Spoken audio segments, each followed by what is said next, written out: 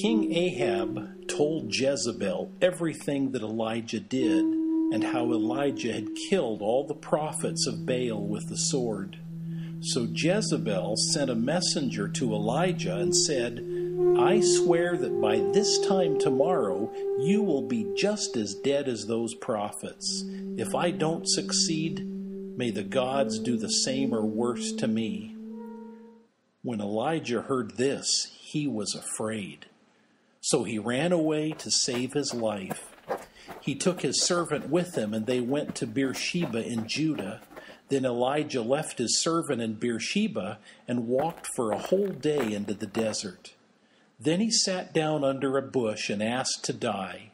He said, I've had enough, Lord. Take my life. I am no better than my ancestors. Then Elijah lay down under the bush and went to sleep. An angel of the Lord came to him and touched him. The angel said, Get up and eat. Elijah looked around, and by his head there was a cake that had been baked over coals and a jar of water. He ate and drank, and then went back to sleep. Later the Lord's angel came to him again, touched him, and said, Get up and eat. If you don't, you will not be strong enough to take a long trip. So Elijah got up. He ate and drank and felt strong.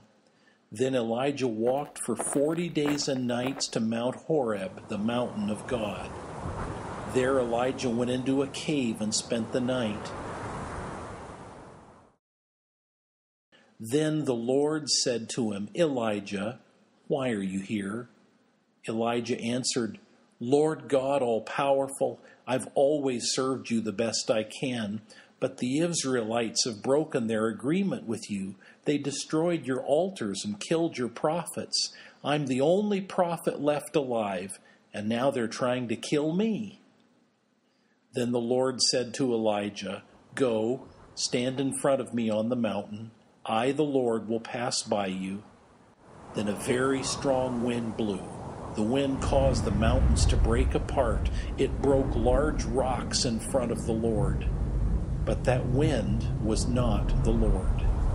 After that wind there was an earthquake. But that earthquake was not the Lord. After the earthquake there was a fire.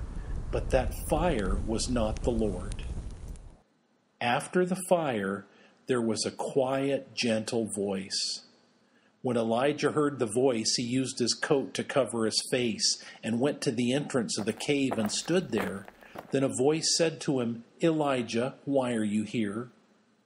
Elijah said again, Lord God all-powerful, I have always served you the best that I can, but the Israelites broke their agreement with you. They destroyed your altars and killed your prophets. I am the only prophet left alive, and now they're trying to kill me.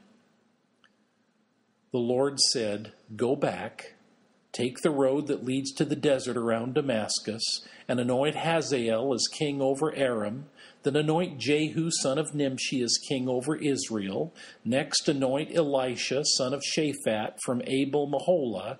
He will be the prophet who takes your place. Jehu will kill anyone who escapes Hazael's sword, and Elisha will kill anyone who escapes from Jehu's sword. I still have 7,000 people in Israel who have never bowed down to Baal or kissed the idol. So Elijah left that place and went to find Elisha, son of Shaphat. Elisha was plowing 12 acres of land and was working the last acre when Elijah came. Elijah went to Elisha and put his coat on Elisha. Elisha immediately left his oxen and ran after Elijah. Elisha said, Let me kiss my mother and father goodbye, then I will follow you. Elijah answered, You can do that. I will not stop you. Elisha turned away from him and went back. He killed the oxen and used the yoke for firewood. He boiled the meat, gave it to the people, and they all ate together. Then Elisha went to follow Elijah and became his helper.